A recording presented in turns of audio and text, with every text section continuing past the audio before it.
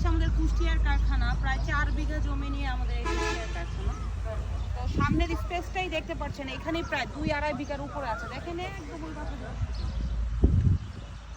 সাথে ওই যে অফিস রুম করা আছে, ইট রাখার জায়গা আছে, এখানে এত জায়গা। পাশাপাশি এই যে আমাদের শেড দেখেন,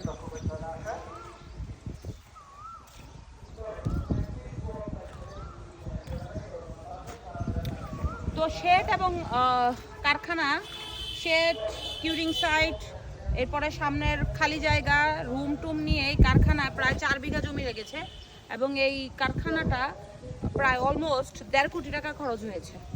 এই আর কি। আমরা বড় দেখাবো না।